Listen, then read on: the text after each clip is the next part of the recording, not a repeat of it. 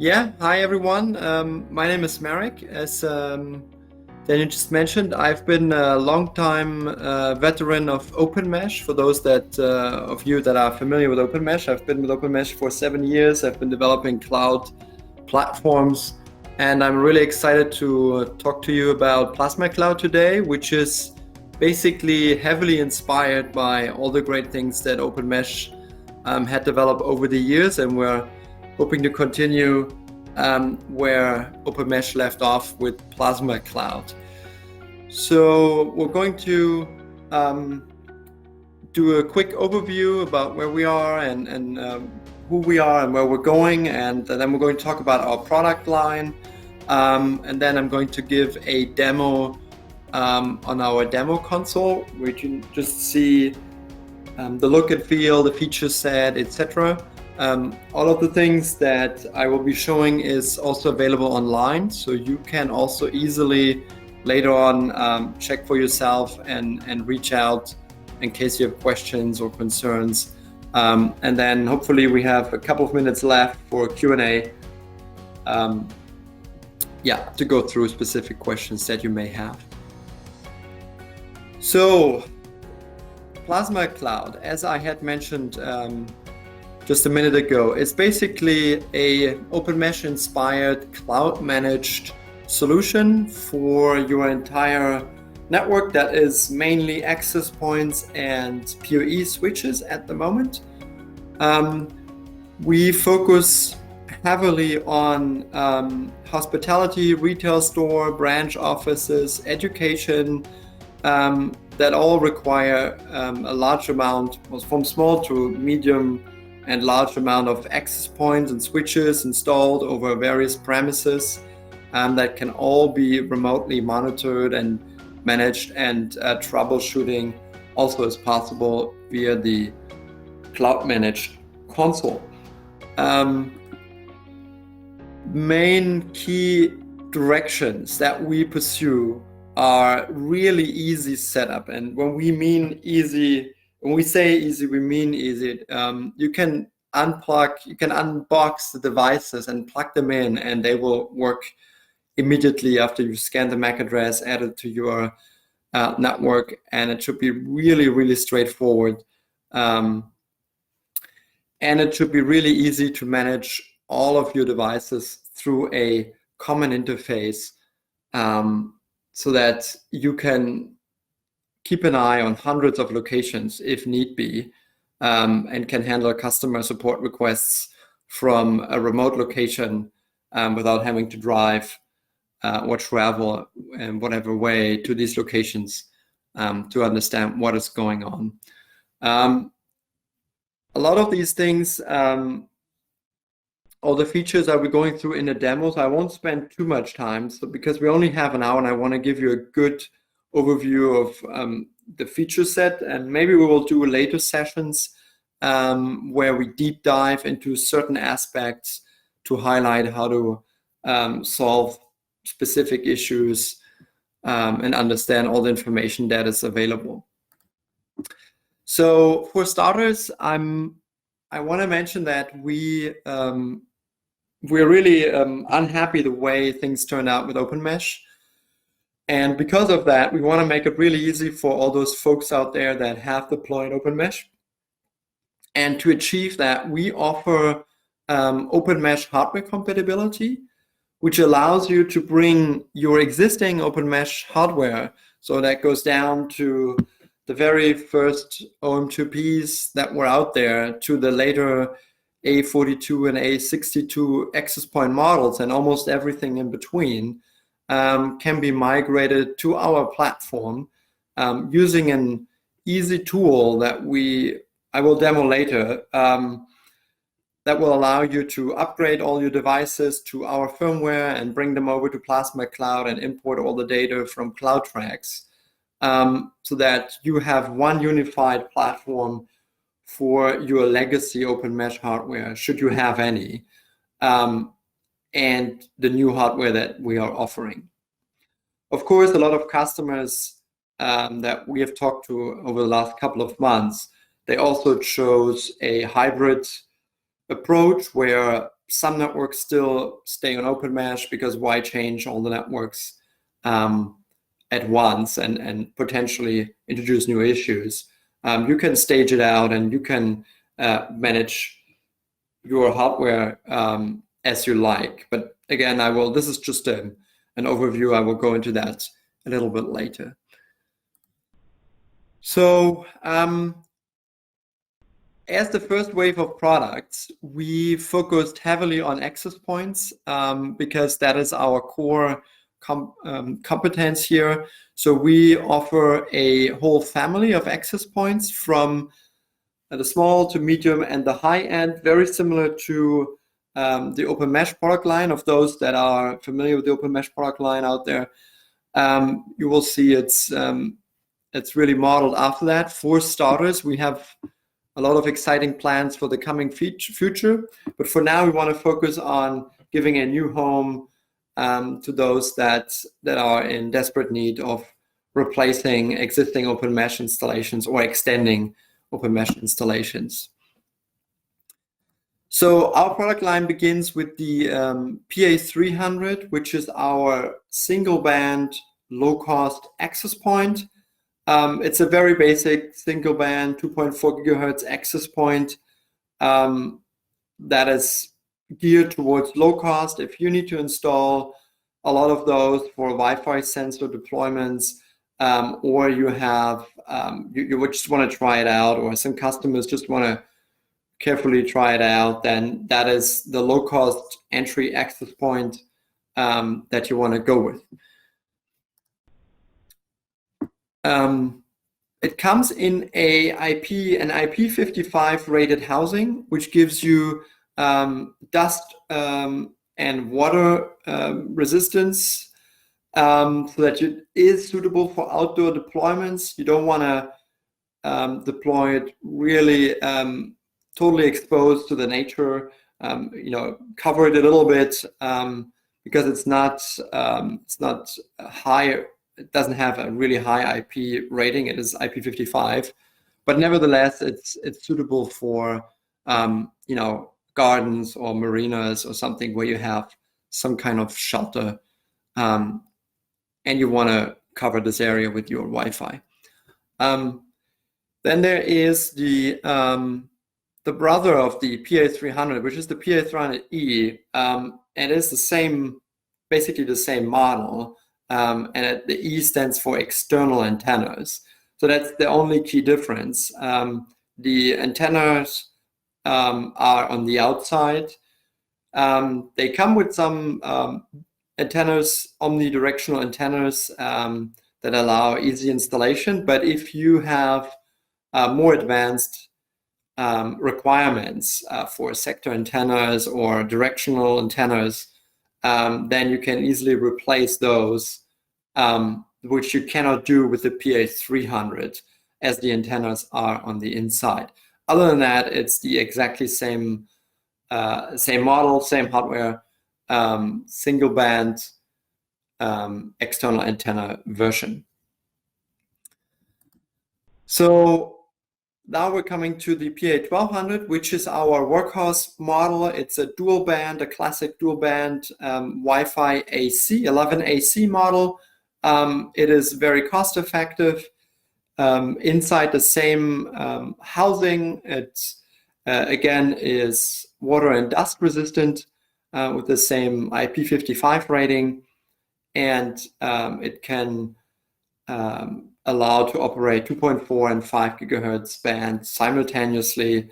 And we tend to call it our workhorse because at that price point and that feature set, that is the most common model to be installed in like office spaces, hotels, coffee shop, hotspots, everywhere you want to provide decent Wi-Fi to a number of people, then that is your model to go with. We also offer a high-end solution, which is a tri-band model. So it comes on top of the standard 2.4 gigahertz radio. It comes with two 5 gigahertz radios. Both are 11 AC 5 gigahertz radios, and you can run them concurrently on different 5 gigahertz channels, which allows you to, of course, connect many more Wi-Fi clients at the same time to the same access points, as we're leveraging more of the 5 gigahertz spectrum. And you will achieve a higher throughput per client, as your clients can spread out over 3 different radios. Of course, this additional radio comes with additional cost. So this is for customers who are after maximizing throughput or high density deployments and are not afraid of the higher costs. So these are the different areas that we're covering right now. This is the currently available product line. I will go a little bit into future products when we're talking about AX. 11AX is around the corner for us, but that is the currently available product line available for purchase and already deployed in the field with many of other customers out there. One main difference between the PA2200, so our tri-radio model, and the other models, this one does not come in IP55 rated housing. So this is for indoor deployments only. So here we're diving a little bit deeper into the housings and the mounting options. So as I mentioned, the PA300, 300E, and 1200 all come in the same unified housing. It's IP55 rated. It resists dust and water up to a certain level, and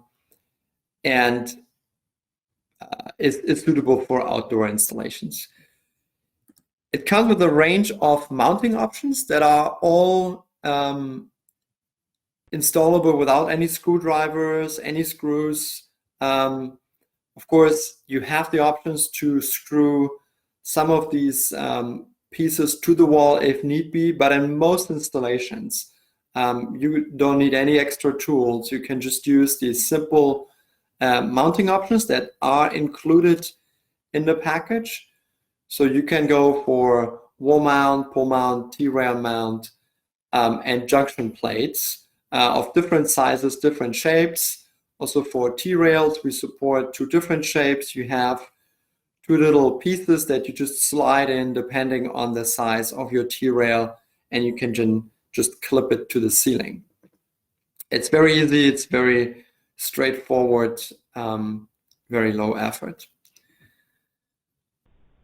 As I mentioned before, our PA2200 is a little bit special in that it doesn't come in an IP55 rated housing. You can clearly see on the pictures here that on the back side it has special air vents for heat dissipation. The third radio just makes it hotter. So it's not suitable for outdoor installations.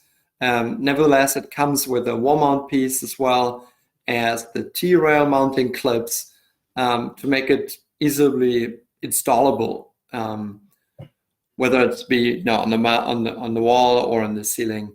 So very suitable for office deployments and any kind of indoor deployments. Now we also have a overview table, so in case you later want to revisit the different models, what are the different features and why would I choose one over the other. There are a lot of features that are inside the hardware, like PoE and other things that I will not spend too much time on right now. So we have time for the demo and all the software features. I suggest you consult the data sheets, and we also have a website where you can have this overview. We will be sharing the slide deck. So you can also have that later if you want to have an easy overview. And also feel free to reach out if you have any questions regarding the different options that we have and what would be more suitable in what situations. So next to our access point line, we also recently launched our switch, PoE Switch product line. In total, there are 4 different switches, from the small over medium to high-end switch.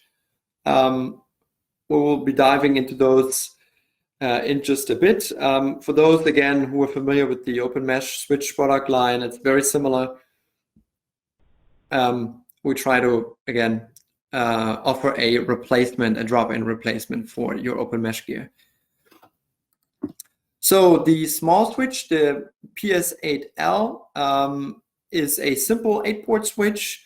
It comes with a PoE budget of 55 watts. Any of the 8 ports can be used for PoE. You can pick and choose. It's the small desktop version of compared to all the other switches which are rack mountable. So if you only need PoE for 1 or 2 devices or 3, depending on the PoE on the budget requirements, that is your choice. If you need a little switch which you can remotely manage together with your access points or whatever gear you have in your network, then this is your choice. It's very cost effective, it's very small, and an easy addition to a small office or a small restaurant where only a few devices are installed. Once you go for bigger installations, you probably want to go with the 24-port PoE switch. The 24-port comes in 2 variants. One is the half PoE and one is the full PoE. So the half PoE switch is called the PS24 Lite. So that's what the L stands for. It comes with a budget of 250 watts. And again, all of the Ethernet ports are PoE capable, so you can pick which PoE ports you want to go with. It comes also with 4 SFP transistor slots, so they're SFP capable, and it comes with the console port for advanced debugging in case that is needed, although in most cases that should not be required. This switch is rack mountable. It comes with the additional mounting pieces to attach this to a switch. You can also put it on a desk or on a shelf, but the ideal situation is a rack mount. So the larger brother, that's the 24-port switch with a full PoE budget, comes with 410 watt PoE budget. Also, it's more expensive because of the higher budget, but also comes on top of the budget. It comes with SFP plus ports. So these are 10 gigabit fiber ports that allow to really maximize the entire traffic that you may have, the switching traffic on all 24 ports, to go to an upstream switch or router via the SFP plus ports. This is already a very professional solution, which is mostly suitable for large installations. If you have larger hotels or larger locations where you take advantage of the entire budget and the SFP uplink capacity to power your network. Now we have one really high-end switch as part of our product line. That is a 48-port switch that comes with a full PoE budget of 740 watt. All 48 ports are PoE capable. It comes with the standard console port and 4 SFP plus 10 gigabit fiber ports. So typically you would see this in really large installations. Probably not something you will come across very often, but still we have this offering, as we have some customers asked us to bring that in. Okay, so this is again, an overview over the switch line with the various number of Ethernet ports, PoE budget, switching capacity, etc., etc. Again, the information will be available on our website, and we can share the slide deck. We have data sheets for you to later consult when you want to make a decision which switch is the most suitable for your use case. So now talking about our Plasma Cloud console. So once you have the hardware and you have installed the hardware, you will manage your hardware from a central location, which is the Plasma Cloud console. You can create accounts, as many as you like. The console itself is free of charge. All the hardware comes with a live license for the Plasma Cloud console. There is no subscription fee. You can just purchase the hardware, create your account, add the devices to the account, and start using it without further ado. So we offer a couple of base features that we think are fairly common for those that are familiar with OpenMesh. So you can have multiple users on your cloud sharing, access to the same resources. That could be organizations or networks. We have a lot of statistics and graphs and information that allows you to drill in and understand what is the status of your network, and if there's a problem, what is the cause of the problem. We offer splash pages, SSIDs, and CloudTrack import. To avoid talking just all this hypothetically, I will now switch to our live demo to just show you how this works and looks like. So let me quickly change the window here.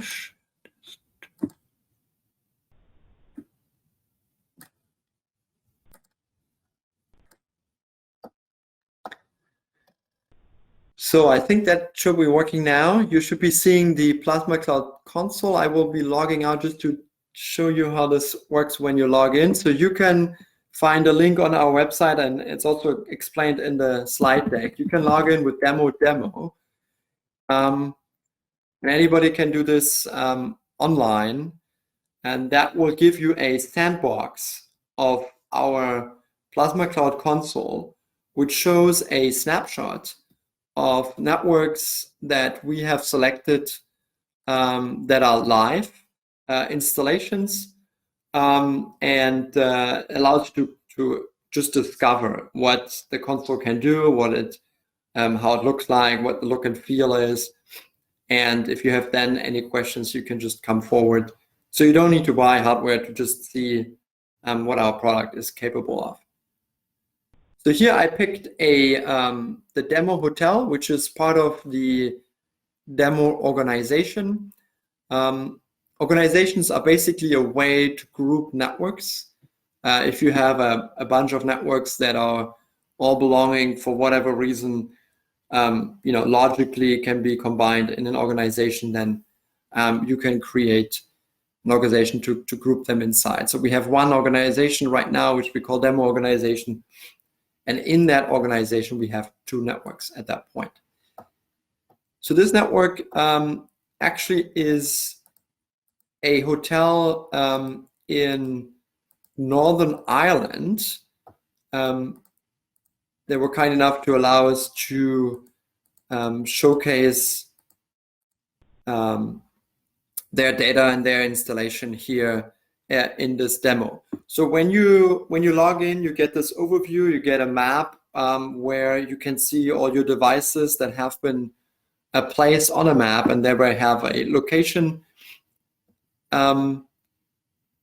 which allows you just to get a basic overview. Then on the left-hand side, we have a menu, which basically allows you to drill into various aspects of your network and organizations. So are we going through each of those one by one. Just to give you an overview, we won't have the time to drill into everything, but I will try to give you an overview, and then we can decide to do a deep dive webinar sometime later. So one thing I want to highlight here is when you create a new network, so you have your existing networks, or you could create just a new network from scratch. This sandbox will not allow you to change anything. You cannot create new networks, or you cannot change any information. And this is purely for demo purposes.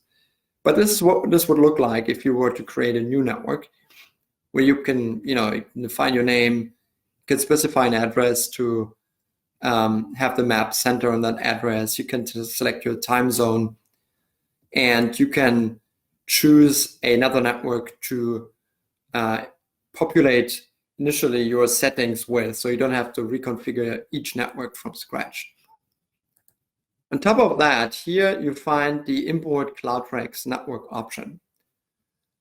So this option requires you to input your CloudTrax API key and secret. That is information which you have to retrieve from CloudTrax. We have an article, here's a link below. If you click that, it will open a document which guides you through this process step by step, how to retrieve the API key and secret from CloudTrax. And once you have this key and secret inside, our console will talk to CloudTrax using the CloudTrax API, and it will retrieve your list of networks that you can then get by clicking this button, List My CloudTrax Networks. And once you have the list of networks, you can select a number of networks that you want to import into Plasma Cloud. At that point, you can choose if you just want to import the data, or if you want to, at the same time, migrate all the access points over to Plasma Cloud. And once you hit the button, then that is it. So the import will then run. You will see a progress bar showing you how the import is progressing, and once it's done, you only need to wait for the access points to upgrade, and then you have your open mesh hardware over on Plasma Cloud. So that is this for the basics here. I will just be going through on the left-hand side the menu. So you have access points. That is the menu entry, which will give you an overview over your hardware in your network. So basically, this is the access point hardware, and later we will dive into the switches a little bit. On the top, you see a graph which shows you the traffic data for your network. That is upload, download, how many clients are connected. You can drill into the various SSIDs you have. If you want to see the statistics for a particular SSID, you can select a time frame, last day, last week, last month. If you want to see traffic that is older than the last day. On top of that, we have a method to switch to outages. So these outages show you how basically how healthy your network is. All green, the more green you see, the better. Green just means all devices are online, or the number of devices are online and don't have any issues. All the other colors indicate a certain number of issues up to totally offline. So this outage graph shows you outages over all of your devices. So in this particular case, there are almost 70 devices in this network. So it shows you that at this point in time here, almost all devices are just online and working fine. Here in this instance, we had a little DNS outage, but mostly the network is healthy. You can also drill into last week and get the outages for last week or last month in case you want to monitor how outages are doing in your network. Now in this table, you have, of course, the names of the devices that you assign to your devices. You will see the models, the different types that you have installed. It will give you IP addresses, channel configuration, when was the last check-in, and of course the uptime. As you can see here, this network is exceedingly stable, so these devices are up and running for 2 to 3 months without issue. Of course, as we can see here in the traffic chart, this network is mostly idling. The reason is, of course, the coronavirus. So when we took this snapshot, this hotel already went into lockdown. So we can see that from the graphs here as well. Of course, you have the option to enable some more advanced columns if you're interested in that information. You have a search bar. I think it's all standard management information here. You can also select a particular access point. I would just go with the first one, which allows you to see and modify specific information for that particular access point. So on top of the basic traffic graph that we see here, we also have the particular device upload and download. So that allows you to see if one device is under heavier load compared to other devices. You can change the name here. You can change MAC addresses if you want. So if you do a swap, that is your place to go. I want to mention the outage graph one more time, because even for the outage graph, we should see something here. Seems I hit a bug in our demo. So what we would expect here is to see the outage graph for the entire network and for the device. For some reason that is not working right now. It's the blessing of live demos.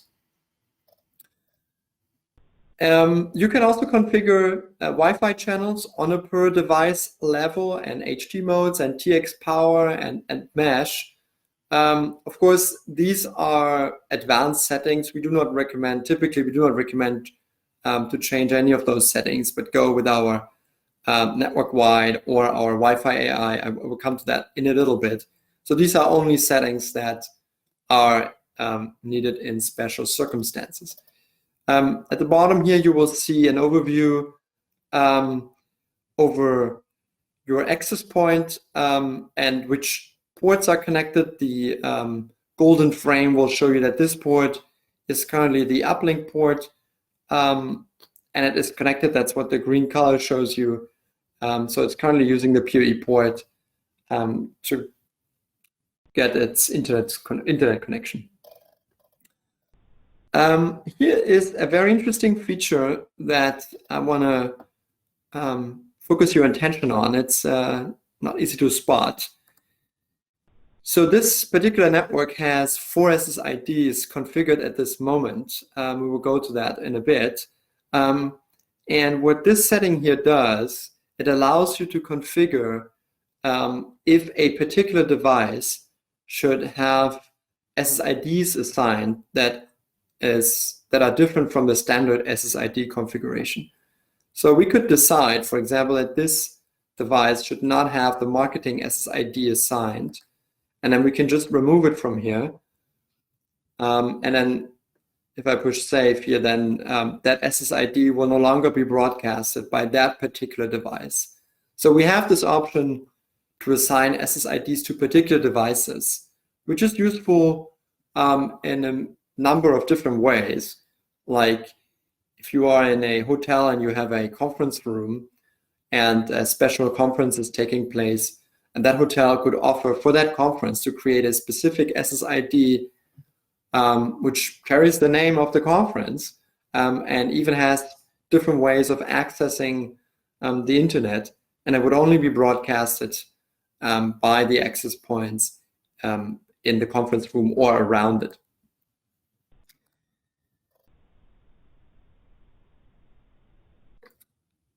And of course, yeah, here's, yeah, there are so many things. I will quickly go to the switches because I had a look at the time. I think I have to accelerate a little bit if we want to have time for Q&A session.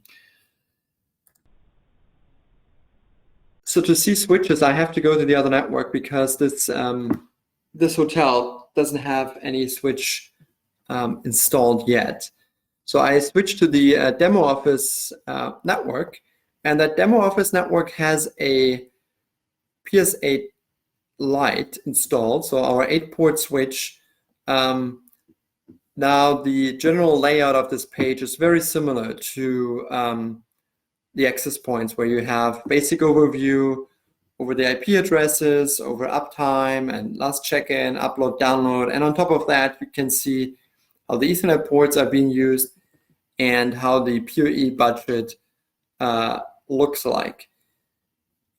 We also have some more options here that you could enable if you want. These are advanced options that we do not enable by default.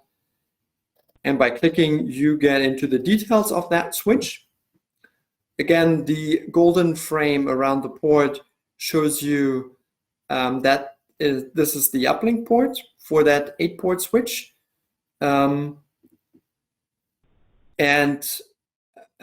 Green means it's connected. It's a connected port. As you can see here, it says link connected, but it doesn't draw PoE. And port 4 has a device connected which does draw PoE, and you can see how much. And that is why it's colored in blue. And just for demo purposes, here we can see that these ports are disabled.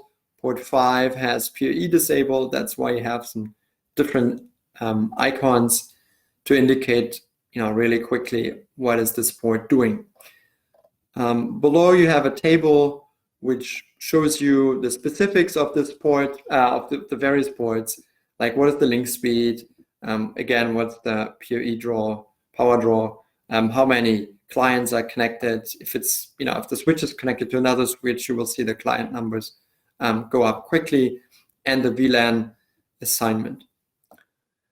Now, there's one particular feature I want to focus here on. That is, this particular port 4 offers to power cycle the connected device. And the reason this is possible is because this device on port 4 is powered using PoE. So you have the option to remotely reboot the device that is powered by PoE by going to the particular port and selecting it for reboot.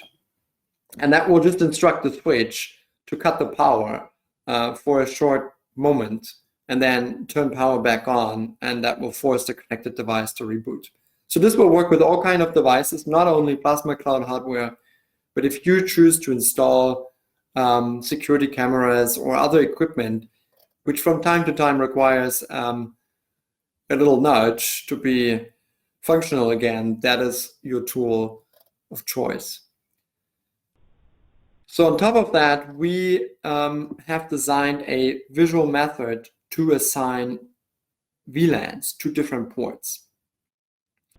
We know that most switch vendors offer tables and other tools to assign VLANs to different ports, but we spend really a lot of time thinking about how can we make this easy and very visual for everybody to understand how are VLANs assigned to the different ports. Now, how this works is you select a VLAN from the drop-down menu, and this VLAN has a name. You can give it a name. You can also add a new VLAN by pressing the plus button here. You can just give it a name and you can assign it a tag, and then it will show up under this name, and you no longer need to worry about the tag itself, the numbers. So you will just be working with the name that you give it. And here we have just a test VLAN and we have a maintenance VLAN here. Now, as you select your VLAN, you will see that the coloring of the ports changes. So as I switch between different VLANs, it just shows you how this particular VLAN is assigned to various ports. So we make the distinction between default VLAN and allowed VLAN. Default VLAN simply means that traffic that comes in is not tagged yet. So it can easily flow in and out of the switch. And allowed VLANs is for advanced configuration where you have multiple devices or different needs of distinguishing traffic inside the switch. So the traffic already comes tagged when it enters the port. And then these tags need to be allowed. Otherwise, they will simply be dropped. And that is what the allowed VLAN is or does. Now, as you can see here, port 7 and 8 are in default configuration for the maintenance VLAN. That means if you connect any device to port 7 or 8, they will automatically be tagged with the maintenance VLAN and be treated accordingly. And port 1, 2, 3, 4 also belong to the maintenance VLAN, but they're part of the allowed VLAN configuration. So they already need to be tagged in that way as they enter the port. Otherwise, the traffic is discarded. And just for the sake of demonstration here, on these ports, this is the inverse. So we have port 5 and 6 are default VLANs for this test VLAN, and 1, 2, 3, and 4 also allow this VLAN to come in. So you will note that port 1, 2, 3, 4 don't have any default VLAN configuration. That is okay. So that means that these ports will reject any traffic that is not tagged already. And now if I wanted to change that, I could go in here and I could select default VLAN, and I could make this port a default VLAN or all of those ports, which then changes the behavior of that switch entirely, in that the traffic has to be untagged to be part of that test VLAN and no longer be tagged. Now the idea is, it shows you, this visualization shows you how this VLAN flows in and out of your ports as you look at the switch itself. We're also working on a, so this is a per switch view of your VLAN flow.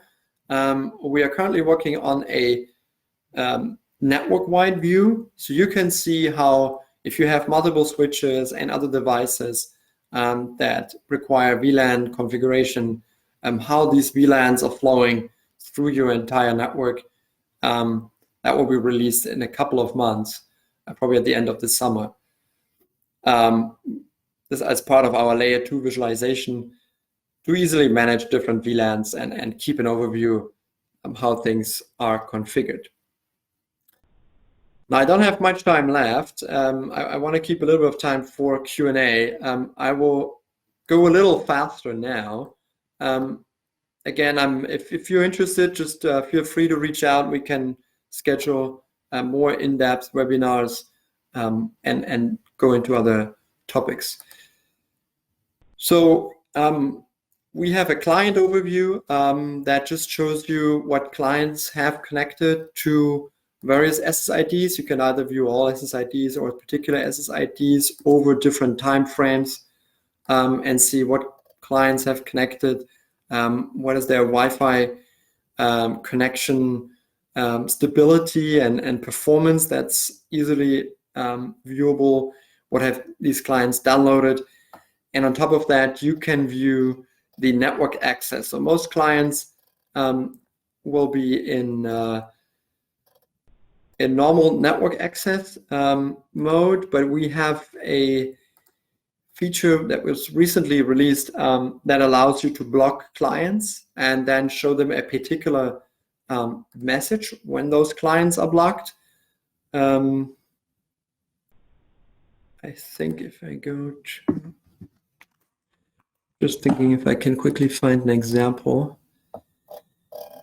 Yes, so Here you can see in this demo office network, all of these clients have normal access except for this last one that is blocked on one SSID. So if I select this particular client, I can see that this client was blocked on that particular SSID. I can select a number of SSIDs that I want to block a client on. I can also block them on all SSIDs. And I can write a custom message so that when the client connects, it's shown a message saying, hey, you're not allowed to access this particular SSID for this and this reason. Or you could also leave a phone number to contact, or whatever need is there to communicate with the client.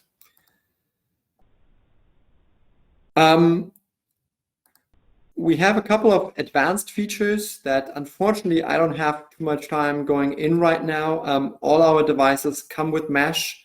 We have a mesh overview here. We can see how your mesh is configured or self-configured, what paths it takes to the internet, etc., etc. That's very useful for mesh deployments if you want to understand if things are not working the way you think it should. That is something very useful to have. Another feature I can just mention here is radio frequency. We are very excited about this feature. This allows you to have a view of your Wi-Fi interference in a visual manner. So up in selection, you can see these are the devices that are selected. I will quickly switch back to Demo Hotel because it just looks more impressive with this many devices.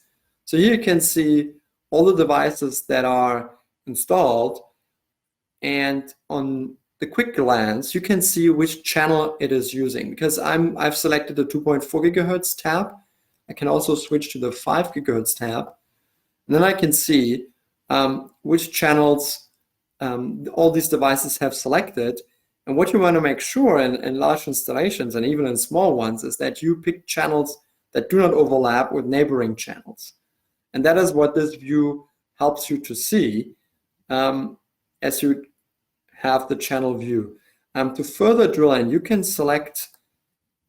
click on any of those channels or devices represented by channels, and you will get a visual representation of the Wi-Fi scan it does. And this helps you to see how this particular device perceives neighboring interference.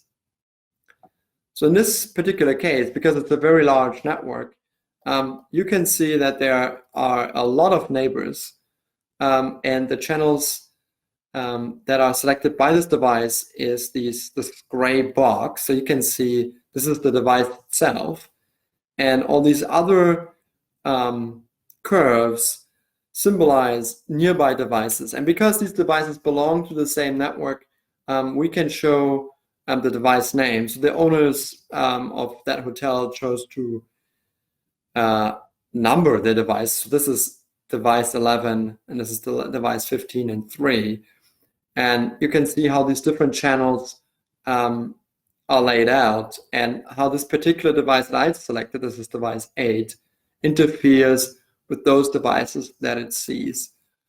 We could pick a number of devices here in this network, and you can see they are very well spread out to utilize the spectrum as best as possible. One little remark here before we go into the Q&A session. The way this is done is we have a Wi-Fi AI that, once enabled, will collect data from all the access points and will compute the optimum for your network, the optimum channel assignment and channel width for your network, even for large networks like this one, to minimize interference and maximize throughput. That is always our recommended option when you do these installations, because it becomes quite cumbersome to manage this manually. This Wi-Fi AI will run in regular intervals so that you don't need to worry about that. It will scan and retrieve data and do optimize the channel and channel width assignment depending on your maintenance window configuration on how often it does that. Unfortunately, I don't have time to dive into that right now. There are a bunch of settings that you can do to configure your network, your organizations, your SSIDs. You can create many SSIDs. There's no limit actually in the number of SSIDs. You can individually assign them, as I had mentioned. Yeah, there's a ton more stuff. I think based on the feedback that we're getting, we will decide when and what topics we will focus on and drill into in future webinars. I think I will be giving back the mic to Daniel so that we have 5 minutes left for questions and answers, if any.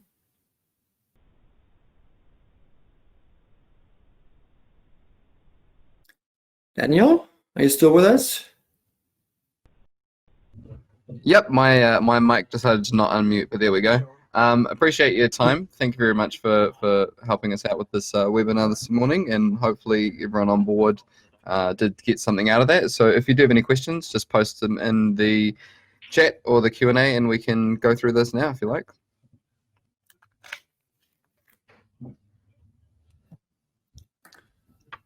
I'll probably preempt if anyone's after pricing, feel free to send an email through to sales@GoWifi, and then we'll be able to get back to you individually for that one.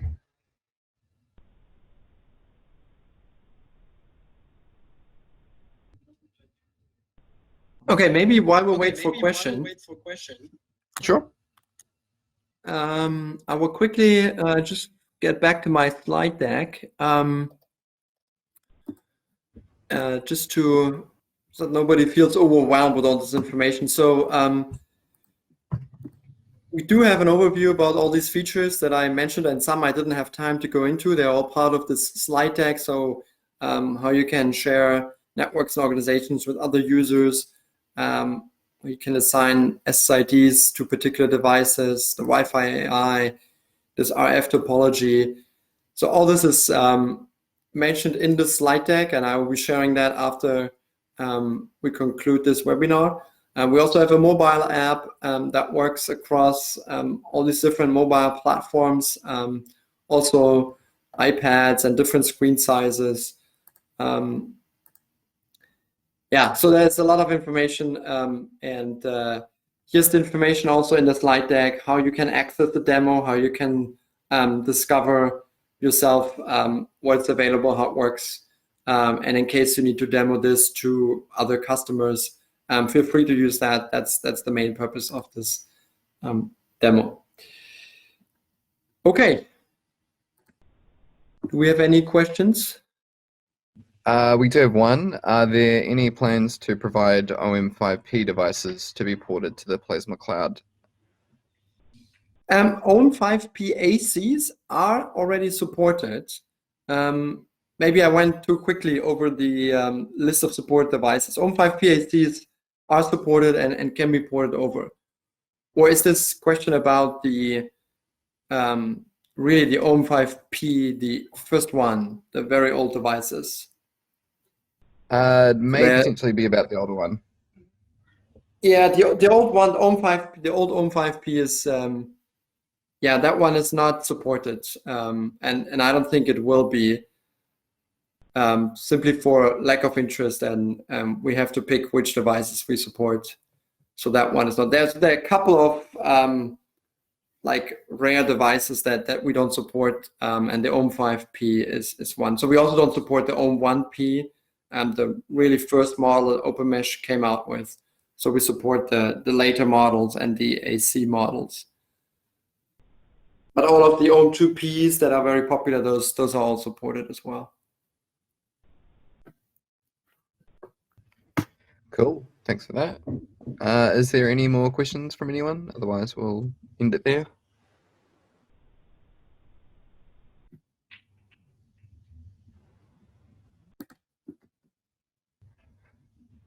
Cool. I would say that looks like it's it. Again, thank you very much for your time, Eric. I appreciate it, and hopefully everyone who came along today will let you say the last words.